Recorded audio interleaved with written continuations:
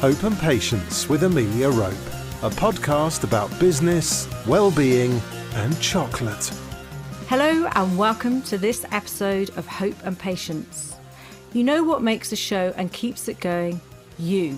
When I launched Hope and Patience, I thought I would get a handful of mates and family tuning in the UK. I obviously was hoping for more, so I hope you don't mind if I take a few minutes to appreciate you and say a huge hello to you all in Australia, Canada, Denmark, France, Germany, Guatemala, Hong Kong, Ireland, India, Indonesia, Islamic Republic of Islam, Italy, Latvia, Nigeria, Portugal, Russian Federation, Singapore, South Africa, Spain, Switzerland, Turkey, the UAE, of course the UK, and last but not least, the US. Now, on with today's episode, but first a few facts before introducing our guest. In most developed countries, 50% of food waste comes from the home. Reducing food waste is the number one solution to the climate crisis, according to Project Drawdown, coming above electric cars, solar power and plant-based diets. All of the world's near to 1 billion hungry people could be fed on less than a quarter of the food that is wasted in the US, UK and Europe. Shocking, but scarily true. Our guest today is Tessa Clarke, co-founder with Saasha Celestial-One of the global food sharing app Olio. Olio has been described by the Huffington Post as a lifeline and has over 2.3 million users. Attracting over $8 million in investment since 2015, Olio has harnessed retailers, manufacturers and home users into addressing food waste. Since its launch, 6.5 million food portions have been shared, saving an estimated 1 billion litres of water and 19.3 million car miles. Olio not only fights waste, but also creates vital connection with neighbours, community and sustainability. The latest features even allow you to give away non-food items and buy local homemade goodies too. So it's time to talk with our guest and hear their story. Welcome to H&P, Tessa. Hello, thank you for having me. It's wonderful to have you here, and it's a long intro because I just think that what you're doing is incredible and it's totally blown me away. So Tessa, it would be wonderful to hear how the creation of Olio came about, and was it always your dream? Was it always the plan? So sadly, I have never had a dream. I was always frustrated as a child. People would always ask me what I wanted to be, and I had absolutely no clue whatsoever.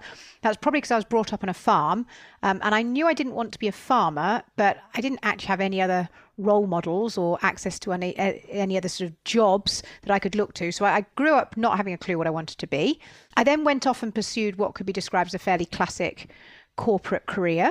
But the sort of transition to Olio and my entrepreneurial journey started about 5 years ago now. And it was through a seemingly inconsequential moment in my life. I was packing up my apartment because I was moving from living in Switzerland back to the UK. And on moving day, the removal men said to me that I had to throw away all of our uneaten food. Now, because of my upbringing, I have a pathological hatred for food waste, and I was not prepared to throw the food away. So much to the irritation of the removal men, I stopped packing, bundled up my newborn baby and toddler at the time, and set out into the streets, clutching this food, hoping to find someone to give it to. And I failed miserably, but I wasn't to be defeated. And so I went back to my apartment, and when the packing men weren't looking, I smuggled the non-perishable foods into the bottom of my boxes. And that was just that sort of metaphorical light bulb moment, I guess, if you like, where I just thought, this is ridiculous. My choice is between, potentially being a criminal smuggling this food across the borders or throwing this food in the bin, which to me seemed equally criminal. And I knew at that point in time there was an app for everything, and I couldn't believe there wasn't an app where I could let my neighbours know that I had this food and they could pop round and pick it up if they wanted it. So how did you then find, I don't know if you found Saasha, but how did you two meet and then set up with the idea of Olio? How did it progress? So I had that experience and had that sort of idea along with actually loads of other ideas at the time, because I was on maternity leave and I knew that I wanted to I wanted to be inspired by my own life. So I was sort of 15, 20 years into a corporate career. And whilst I had a CV that looked great on paper, it wasn't something I felt inspired by or proud of. I thought if I were to die tomorrow, I wouldn't be satisfied with this. And so Saasha and I had started looking to do something entrepreneurial together. And actually, we were kind of working for over a month on one project, but we realized for a variety of reasons that just wasn't going to work. And so we were feeling very depressed and very blue. And I popped upstairs to put my baby to bed. And then I came downstairs and I said, Saasha, I've had this other sort of crazy idea, don't laugh, but, and I told her about the idea for Olio, and she immediately got it. So Saasha, sort of like me, has had a fairly classic corporate career, but as her surname suggests, her surname is Celestial-One. She was actually raised by hippies in the US. So the idea of Olio appealed to her inner hippie, and we had met studying for our MBAs at Stanford Business School about 15 years prior. And we did a sort of 1-hour mini MBA on the idea. And at the end of that hour, we were both absolutely committed to bringing Olio to life. And so, Tessa, did you have to raise a whole lot of funds to get it off the ground? Not initially, no. So we knew that we weren't going to be able to easily fundraise for this rather peculiar sounding startup, which is a neighbour-to-neighbour food sharing app. And we were both on maternity leave at the time. So we knew that we needed to get the app up and running and off the ground somehow before we raised financing. So we knew that we'd have to invest essentially our life savings into making Olio happen at that point. But we're both quite risk averse, actually, and we did not want to sink our life savings building an app that quite possibly people wouldn't want.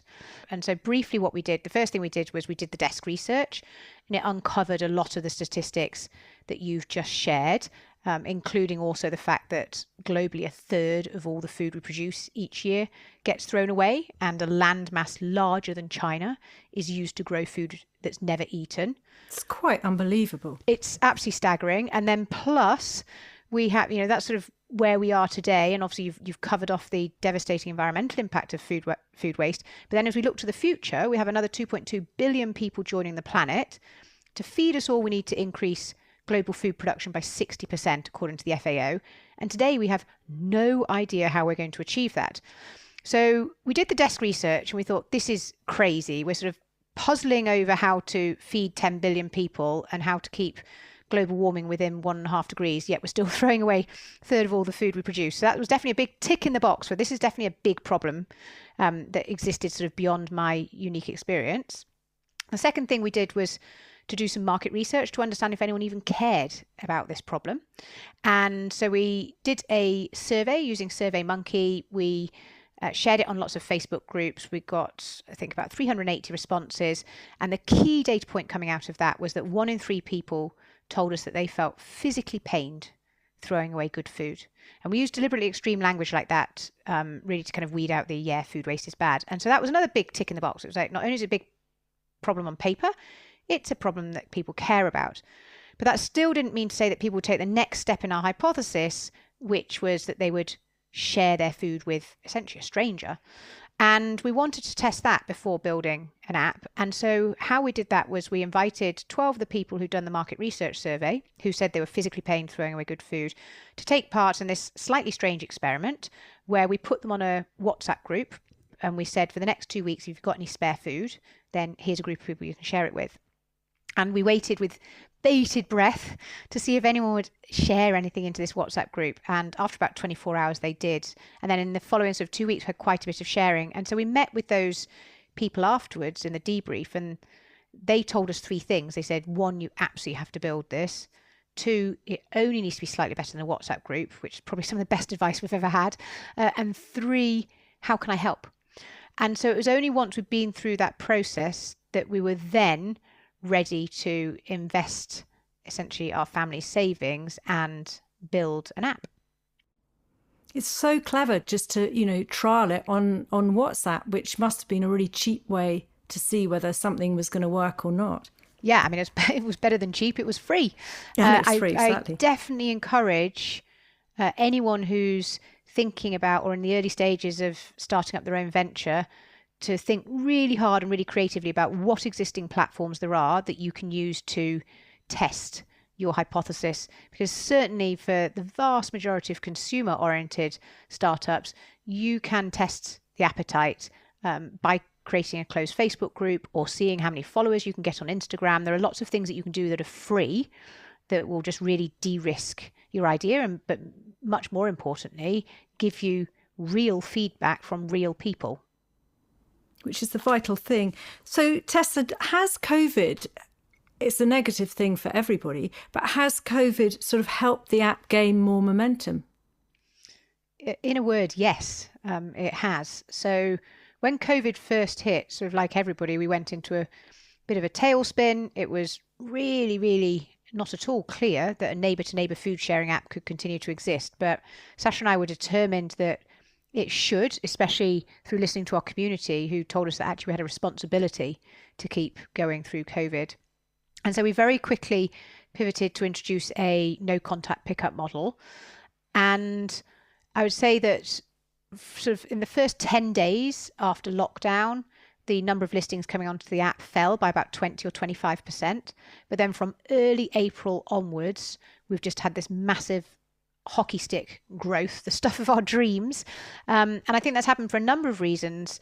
First of all, you only have to see a few photographs of empty supermarket shelves to suddenly realise how precious food is. And as a result of that, people very instinctively wanted to stop wasting food. The second thing is that COVID laid bare for us all the horrific inequalities and hunger that we have in our communities today. And so many people, they wanted to do more than just stay home to help. They wanted to proactively reach out and support their local communities. And so that resulted in a massive burst of sharing via the app. Has it become almost the equivalent of an online food bank for key workers and all those poor people who've now found themselves without a job? I think the really important thing about what Olio does is it's about community and not charity. So absolutely, there are some people in our community who are going through really tough times, and Olio is playing an invaluable role for them. But just as importantly, there are some people who aren't going through tough times and who are using the Olio app. And the reason why that's important is a couple of factors. So the first is the sheer scale of food waste. It is much, much, much bigger than the number of hungry people that exist. So if we want to solve the problem of food waste, absolutely everybody has to get involved and everybody has to rescue and save this food. And then secondly, we've spent quite a bit of time talking to people who are going through a tough time, and what they tell us that they love most about Olio is precisely the fact that it's all about community. It's just positioned as a mainstream, sensible, common sense, sustainable thing to do. And as a result of that, there's absolutely no stigma whatsoever associated with using Olio. And that's really, really important. So what I've found with Olio, because I'm a new user and I'm loving it, is that it's so easy to use. You know, whatever your age, whatever your skill set, it is simple and it's just very effective. And there's, as I was saying before, there's the non-food waste, non-food stuff side, and then all these homemade goodies that you can buy and help your community too. It's just in my veins now, Tessa. I think it's just the most incredible glad thing. To hear that. Yeah, I mean we've worked really hard to make it as simple as possible to use. I sort of have my grandmother in my head as we design the product. Now, of course, it's never going to be perfect, and it's amazing how people do still struggle even when you've worked really, really hard to make something as clear as possible. But broadly, we do get that feedback, absolutely, that it's just really straightforward to use. Do you think, Tessa, that food waste will ever be reduced to near zero in the world? That's a really interesting question. So I hope that food waste gets reduced to virtually zero, but I recognise that food surplus will not. And to a certain extent, as long as the food isn't wasted, it doesn't matter. So if we just take us in our homes, for example, we are always going to want to open a fridge door and have a huge amount of variety of stuff to eat. We're always going to perhaps end up working late, or we go away, or back in the pre-COVID days, we would socialize and over cater. There are lots of things about sort of the modern life that make it very hard to perfectly predict and balance supply and demand of food in your home. And what we say is, it doesn't matter if you don't, so long as that food doesn't go to waste. If you fancy kind of getting a takeaway rather than cooking, then so long as you're then sharing what was in your fridge with someone else and that doesn't go to waste, then it doesn't matter. And it's the same with businesses and retail in particular. No matter how good their demand forecasting tools get, it will be impossible to be 100% perfect due to the vagaries of human nature and human life and weather and stuff like that. The key thing is to make sure that that food is redistributed, and that's what our food waste heroes do from local stores. They collect and redistribute unsold food from stores at the end of the day and make sure that they're distributed into the homes of the local community. And so long as we've got solutions such as Olio, then I think that's absolutely fine if there's a surplus, but no waste. Do you think, Tessa, that Olio has influenced people's behaviours and made them really think about it? Or do you think that's just generally we're now made more aware? Well, we know that we have influenced people's behaviours because we do surveys with our users, and across most metrics, well, in fact, all metrics, a significant portion of our user base are telling us that they are valuing food more, they're wasting food less, they are just consuming less in their lives, they're being more mindful about how they consume. It's one of those things that once you've had your eyes opened, it's really hard / impossible to close them again. And then you start seeing food waste everywhere that you've just not seen before. And then once you start seeing food waste, you then start seeing waste more broadly. And so it takes you on this journey. But the end result is just a much better place for everybody. Sort of once you decide to try and stamp out waste, then you end up saving an awful lot of money and saving the world's resources. And it's just kind of a win-win for everybody. With COVID, actually, this is slightly going off piste, but being in London is that walking around a lot, I just see it as concrete, just slabs of stuff just put on the earth, roads and stuff. It's really, it's interesting how when you sort of take a step back, what things mean. I mean, my parents were war babies, so they were really, as children, we had everything recycled constantly, and unless it was covered in mold, it would be chucked in something and heated up and, put something else on it to disguise it. But we have become so spoiled. Just very quickly, before we find out a bit more about you, Tessa, where are your revenue streams coming from to support you? So we generate revenue through charging businesses for the service we provide. So at the moment, businesses are paying a waste contractor to take that food off to landfill or at best anaerobic digestion, whereas instead now they pay us to ensure it's eaten. So it's a win-win situation. It is, yes. So that's how we started generating revenues. We are nowhere near profitable. So we've had to raise 4 rounds of financing. And next year we will be experimenting with monetization around a freemium model. So essentially introducing subscription features within the app. Very exciting. So Tessa, what do you think has challenged you most so far, and what have you learnt from it? Challenged me most. Every day is a challenge. I think the big challenges, there's a couple. So one is fundraising. It's existential for a business like ours, and being a female founded, tech for good, pre-revenue, remote first business, fundraising has been extremely challenging, to say the least. I think the other thing sort of in the early days that's really challenging is imposter syndrome, and you've never done it before. You just sort of don't really know what to do, and you don't necessarily have that much confidence.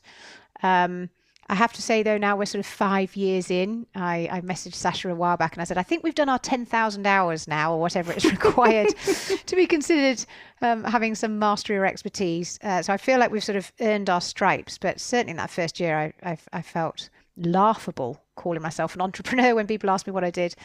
So definitely a piece kind of around that confidence piece. And then also kind of product market fit, I guess I would say, is the thing that keeps me awake at night, along with fundraising. Just constantly working to try and ensure that you're building a product that meets the needs of people and that you can therefore grow with, and how you can take that product that appealed to the early adopters and then expand and develop it to ensure that you kind of cross the chasm, so to speak, and start unlocking the early mainstream and then the mainstream users. So it's finding product market fit is very challenging, and what I've also realized is you don't, I think, necessarily sort of find it one day, but it's just a continual journey of making sure that you've got product market fit for that audience at that stage in your life cycle. On the female fundraising side, I mean, I totally get you there. When I had my chocolate business, I found it so challenging. And what's frustrating is such a small percentage of investment is made to women. Yeah, it's criminal, quite frankly. In the UK, approximately 1% of all venture capital investment goes to female founded businesses. 89% goes to male founded businesses. And the delta goes to mixed teams.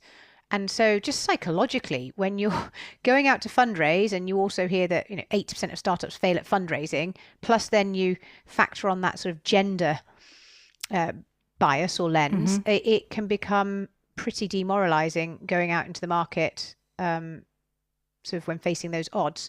But the reality is we have done it. We've done it 4 times, and it's just taken an enormous amount of blood, sweat, tears, and just refusal to give up. But what makes me so angry about it is that sort of structural inequality that faces not only female founders, but just as importantly, founders of colour and founders from different socioeconomic backgrounds. What makes me so angry about the difficulties that we face is the fact that I think that for far too long, the startup world has been financing startups that solve the problem of the 1% and have just completely ignored the problems of the 99% in the world. And when I look at the founders who are trying to do good in the world like we are, I am struck by just how diverse they are. And so that's why I get really frustrated about the lack of access to capital for diverse founders, because actually 9 times out of 10, we're the ones that are solving the real problems that are facing humanity today. Well, let's hope it changes, because I am all for it. Who or what has been the greatest influence and why? Gosh, that's a really tricky question. The honest answer is I don't have a single person I can point to, or even a handful of people, because I'm just one of those people. I am constantly learning. I have this sort of insatiable curiosity and desire to improve. So certainly over the past 5 years, I have become an obsessive podcast listener. You'll be pleased to hear. Yeah, great. And I feel that I've got so much inspiration. We actually have a sort of running joke in my team. Depending upon whether I'm running or cycling, it's called Runspiration or Cyclespiration. But it's sort of when I'm running or cycling and listening to podcasts that I have my breakthrough moments. And I've just received so much incredible wisdom and learning through listening to the journeys of others. I'm now addicted to podcasts. It's just so rewarding. You can go for a walk and learn while you're walking. And I think it's the power of the person's voice. It makes the whole thing come so alive when they talk and share what they're sharing. They're magic. Have you had any sort of serendipitous moments in your, those sort of coffee spill moments where you end up sitting next door to someone in a cafe and chatting, and then they open a door? Have you ever had any of those? Well, I think so we have, as part of our sort of description of our company values, that we believe in the power of karma. And we really, really do.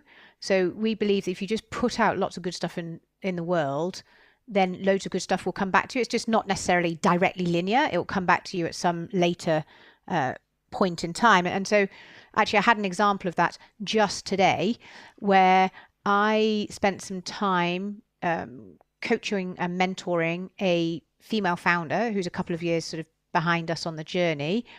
And I did that sort of several months ago, and then she's just sent me an email today, and she's talking to a journalist from the Evening Standard, and she'd love to connect me in with him and sort of get Olio included in that piece. And that's just kind of one small example of how I think if you just reach out and try and help others, then good stuff comes back to you. And then we've also had great stuff happen to us that, to this day we still don't really fully understand how it happened. So definitely a highlight moment was when Saasha and I were invited to join Jamie Oliver. Oh, wow. On his Friday night show, which was just a very brilliant kind of surreal experience that just felt like it sort of dropped into our laps. But I'm sure that it was probably as a result of 10 things we'd sort of done previously that had collectively built up to make that happen. It makes it more rewarding, doesn't it? I love those things when they happen totally out of surprise, or you think they're out of surprise, but then, as you say, there are probably 10 little things in the background that have led you to that moment. Tessa, do you ever find that you give yourself a hard time? I talk on the podcast quite a lot about the inner critic and that voice, which can be quite harsh at times. Do you find that you have that at all? And if you do, how do you keep it at bay? That is a really interesting question, because actually I think something that I'm pretty good at is keeping that inner critic at bay. I really, really, really just don't think it's constructive to listen or spend too much time listening to that negative voice, or indeed I don't think it's constructive to be sort of beating yourself up or to be regretting stuff. That's all just a waste of energy and emotion. I just try and be just constantly keeping the momentum going forwards. I'd say the area where I do suffer most, though, from that sort of critical voice is when it comes to fundraising, because I'm so aware of being a female founder, and I'm sort of constantly double guessing myself to figure out what I should be saying. Should I be acting more like a guy or less like a guy in order to unlock that critical financing upon which Olio's fate is going to be completely determined? So that's where I have most anxiety is around sort of fundraising and how and who I should be whilst doing that. But otherwise, if your voice becomes slightly sort of dictatorial to you, you just think, right, onwards, moving onwards, you just think forwards. And I'm too busy to listen to that sort of voice. I just haven't got the time. I'm trying to juggle sort of, 2 kids and a husband and trying to keep myself fit and healthy and sane, and plus run Olio. So I haven't really got too much time to give to that negative voice, no. Well, actually, while you've shared that, Tessa, how do you juggle? Well, I've realised that sort of work-life balance is a bit of a myth, and actually, and this might sound like sort of semantics, but this is where I've come to, is what you need to be looking for is a balanced life. Because I think as an entrepreneur, there isn't such a thing as work and there isn't such a thing as life. It's about having a balanced life. Mm-hmm. And I've just worked out a ton of hacks. And so some of those hacks, for example, well, the first one, the mother of all hacks, is remote working. So we've been remote first from day one. That was because I had young kids, Saasha had young kids, we were both in different cities, and neither of us wanted to waste time commuting to an office that we didn't want to be in, plus we didn't want the costs and the overheads. And so as a result of not commuting, I've immediately gained back 5 to 10 hours per week, which, even if I split it, so 50-50 for the family and the company, we're all sort of ahead of the game. The second sort of hack that's directly linked to remote working is that I realized the first year of Olio was just horrific. It was just awful. I had a newborn baby. I had a toddler. I had no childcare support. I was living in a building site, sort of quite literally. We had no money, maximum anxiety. And it was and I wasn't exercising, and it was just a very, very difficult year. I reached the end of that year and I just realized this is not sustainable. I'm just kind of going to burn out. The next year cannot continue like this. And the single thing that I did to sort of start that journey towards sustainability was to schedule exercise during my working day, during what I traditionally considered the working day. So I booked myself into a gym class 9:30 on a Monday and 9:30 on a Friday. And for the first few weeks, I kept on expecting someone to sort of tap me on the shoulder and haul me out and tell me to get to work, until I realized that actually I'm the boss. And that just transformed my mental and physical well-being. And so I still do that. I do my exercise during the working day whenever I can sort of fit it in, because I'm always too tired in the evening. So that's a really important hack. The other one is I listen to podcasts whilst exercising. So actually, even though I'm exercising during the day, I am kind of working for Olio because I get all my inspiration.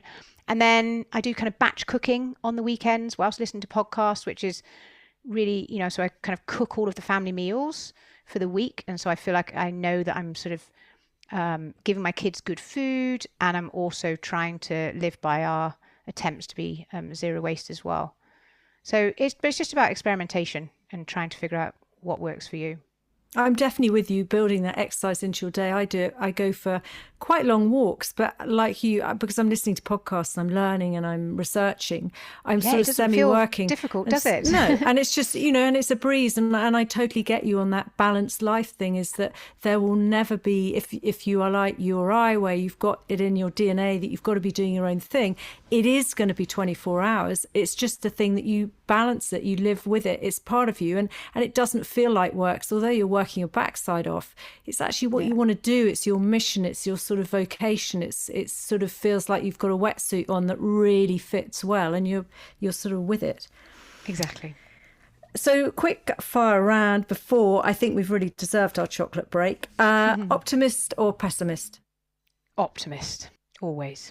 Introvert, extrovert, ambivert? Well, I don't know what an ambivert is, but it's a mix, I think. Oh, yeah. Well, so in that case, I have been struggling through lockdown to figure out whether I'm an extroverted introvert or an introverted extrovert. And I haven't come to any conclusion on that. So it sounds like I was missing a word, which is ambivert. So now I know. Problem solved. Thank you. I loved it. When I came across it, I thought, yes, I like that word. Perfectionist or non-perfectionist? Ooh, tricky one. I think I am inherently a perfectionist, but I learned a long time ago that, I think, what's the saying? Perfectionism is the devil of done, or something like that. And especially for a startup, 80% is good enough. Get it done, get it out, learn, move on. Finally, early bird or night owl? Well, this has changed. I've recognised that as I'm getting older, my body clock seems to be changing. So I was always previously in my 20s and 30s a night owl, and now I'm finding myself sort of switching over to becoming more of an early bird. So now we are allowed to tuck into our chocolate. I hope you have got your bar ready. Just before we tuck into this, I have to just pop in a little bit about the Hope and Patience chocolate bar, which is a giveaway. So just remember to subscribe to the H&P newsletter to be in with a chance of winning my award-winning milk, lemon and sea salt chocolate bar, which will be ready within days. So back onto Tessa's chocolate. Tessa has picked the Lindt dark mint chocolate bar. And when I asked Tessa what chocolate she would like to have on the show, she shared with me that she had a haul of 30 bars that she'd bought a few weeks ago, which fascinated me. So I was like, well, how many are you going to have left? And which one do you think you're going to set aside? That's a balanced life right there. So Tessa, tell me why Lindt and why the mint? Well, you see, so... as I think I've alluded to, myself and my family have been on a journey for the past couple of years to try and lead an increasingly zero waste lifestyle. Mm-hmm. And so I've been just trying to stamp out single-use plastic. And obviously 90% of chocolate, unfortunately, is wrapped in the stuff. Mm-hmm. And I discovered that if you buy from Lindt, their shop directly, you can buy bars of their chocolate, which is in cardboard and foil, both of which can be easily recycled. It's absolutely top-notch chocolate. When lockdown was announced, the first thing I did was put in a massive order of a whole array of chocolate bars so that I would be covered. And your family don't tuck into them too? They secretly do. They do, but we've all got different preferences. The kids have actually asked me, bless them, to actually put them sort of up high and out of sight, because where they were before was too easy for them to get to. So too lethal. They're very honest of them. Yeah, no, I do foil and box with my bars as well. I love it because you get the crunch of the sort of foil and then the cardboard. Yeah. But it is a delicious bar, and that definitely has given me a bit more energy. Well, and I think just on that sort of the importance of foil versus plastic, I read a while ago that a typical British person consumes the equivalent of a credit card of plastic every week. Wow. Yeah, which is a pretty horrific thought. And when you just think, look at how much of our food is just smothered in plastic, then it's really positive to be able to try and get stuff without it. It is. And also for all those lovely chocolatiers who don't use foil and cardboard boxes or cartons, I know that you use paper, recycled paper and stuff like that. So there are plenty of chocolate people out there who do some very sustainable packaging. Okay, so I'm still eating my chocolate, but Tessa, back to work for you. Yep. What are your thoughts on the words success and failure? Well, you kind of catch me on the hop here. So success, I think for the first half of my life, I had no idea what success meant for me. I didn't really know myself. And so I allowed other people's definition of success to be my definition of success. And that, I guess, was what sort of took me in the direction of the corporate career that I did. I've now sort of taken back success and the definition of it for myself, and I'm kind of owning it. And as a result, I'm just much, much happier. And then failure is something that I just don't really dwell on, because the reality is that everything happens for a reason, and you can learn something from everything. And it's just really exhausting and counterproductive to beat yourself up about stuff the whole time. So I do reflect on every single failure, but I just kind of take the learning and then I just move on. And with your well-being, Tessa, how do you take time out? I mean, you say that you fit it into your day, but do you do something specific on each day, or do you chop and change it? I just really try and kind of listen to myself, my body and my mind, and just how I'm feeling. So the critical thing is doing it during the day and during the work day. And this has been a really, really important thing that both Saasha and I role model for the whole company now, because most people, when they join Olio, they can't quite believe that we really mean it. And it's like, no, we do. If you have a yoga class you want to go to at 3:00 in the afternoon, you want to go swimming at 11 or walk your dog at 12, do it. Mm-hmm. And that for me was just such a massive unlock versus trying to haul myself to a gym at the end of a very long day. And this way sort of works better for family as well. Listening to podcasts as well, I find very reassuring, because they do reassure me that I'm sort of not alone, and the struggles that I have are actually very, very common, and other people are sharing them as well. And I've also stopped beating myself up or making myself feel guilty about taking time for myself, because I have realized that actually all of my best quality work is done not when I'm at my desk. It is done when I'm going for a run, or when I'm baking or cooking or walking the dog or reading a book or listening to a podcast. And so whilst those things don't look like work, actually they are my most productive time for Olio. So I've stopped feeling guilty about taking them. And Tessa, what triggers your stress, and how does it affect you physically, mentally? Fundraising has without a doubt been the biggest stress. It's been, everyone tells you it's awful, and it's been sort of 1,000 times worse than awful. And so that has taken a massive toll on me, although the first few times I wasn't necessarily aware of it when I was going through it, but I then went away on a course and I met a whole bunch of other founders, and we had a space to talk, and I just kind of burst into tears, and I was like, wow, okay, I think maybe this fundraising thing has impacted me more than I had recognized. But what I try and do is just stick to what I've now discovered works, which is the exercise thing and listening to podcasts, and they sort of keep me sane. And I recognize that you go through periods of time which are just super intense, and then I try not to feel guilty if I will spend a week and just work a bunch of half days coming off the back of a really intense period of time. And so I think a lot of it is just about freeing yourself up and not making yourself feel guilty about something. And do you manage to sleep well? I've become obsessed by sleep. I listen to a podcast. There's a theme here. Which podcast do you or any? I mean, it's not a specific I literally one on listen to sleep. hundreds, but this one was with Matthew Walker, the guy who wrote the book Why We Sleep, and that was just an enormous revelation for me about the importance and the power of sleep. And so off the back of that, I went and treated myself for my birthday to buy the Aura Ring, which is a sleep tracker.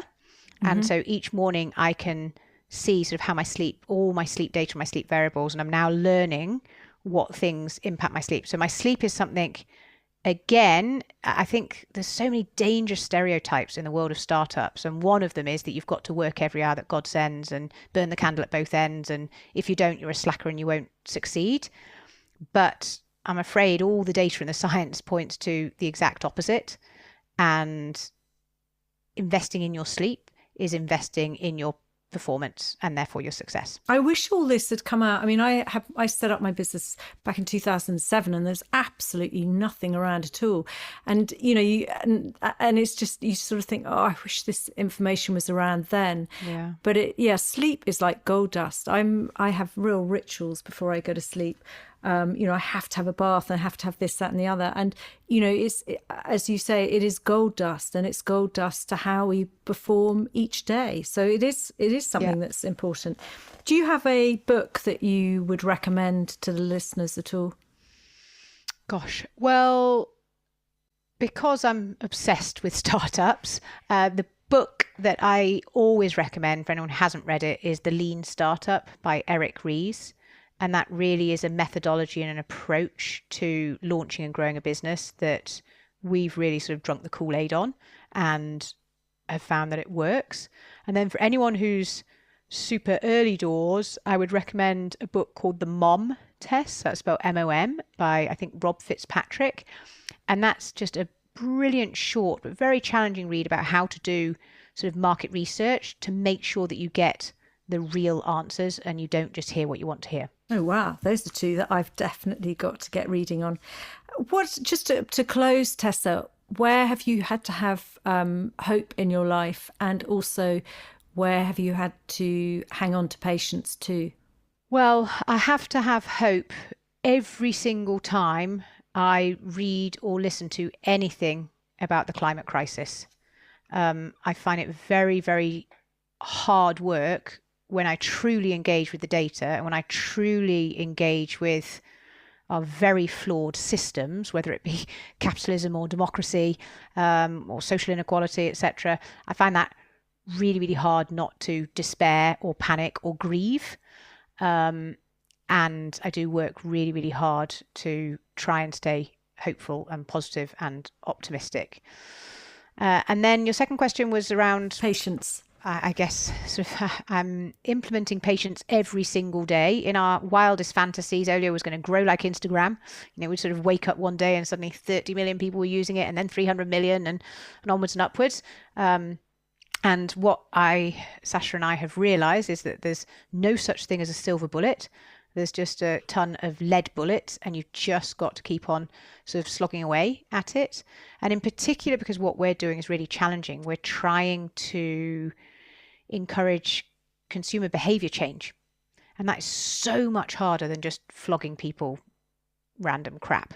And so that requires an enormous amount of patience as you just test and iterate and learn. And then also kind of to a certain extent, you've got to wait for the world to catch up with where you're at as well.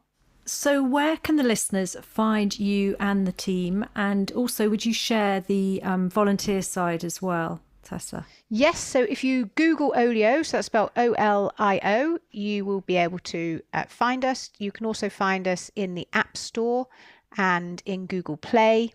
And we're on Instagram and Twitter and Facebook, etc. So a big part of where we've got to today is thanks to our 50,000 volunteers who have reached out to offer to help spread the word about Olio in their local community. And so there's a couple of ways in which you can volunteer. You can either be a digital ambassador, which is spreading the word online, or you can be a community hero, which involves giving out letters and posters and flyers in your local community. And then the other type of volunteering we have is as a food waste hero. So these are the people who collect the unsold food from the local businesses and redistribute it via the app. And I would really encourage you to download the app, obviously, but also explore Olio's website, because I lost myself in it when I was researching Tessa. It's full of really good referenced pieces on food waste. And there are so many websites out there that nothing is really referenced, so you don't know if it's fact or fiction, but it's full of facts. And it's an education in itself. So do definitely check it out. So I would love to say the hugest of thank yous, Tessa, for sparing your valuable time. I'm a sort of, I can't think what the word is, an evangelist of Olio. Oh, thank you. It is just superb. And you and Saasha and your team and all the wonderful work you're doing is brilliant. So thank you. Thank you. So before I go, it's time for my book recommendation and quote for this episode. The book is Jailbirds by Mim Skinner. Many of you will know that I support ex-offenders, mentor for the charity Find Cell Work. And this book is about women in prison. And, the stats of women in prison, 48% of them are usually there due to supporting the drug use of someone else. And 46% of women in prison report having attempted suicide once in their lifetime. There's loads of facts. It's brilliantly written. Mim went into the prisons. She worked with the women prisoners. And it's a very educational but fulfilling read. So that's the book I'm recommending. The quote is by Arianna Huffington. "Fearlessness is like a muscle. I know from my own life that the more I exercise it, the more natural it becomes to not let my fears run me." A huge thank you for finding the show. I hope you enjoyed the chat. Don't forget to subscribe to get the latest episode. And if you're enjoying the show, it would be truly fab if you could rate and review it. Any book recommendations, quotes, songs can be found in the show notes and on the website too. So until the next time, however tough your times get, keep that inner sparkle you have. Hope and Patience with Amelia Rope. Join the conversation at hopeandpatience.co.uk. Find Amelia on Facebook at Hope and Patience or on Twitter and Instagram at Amelia_Rope.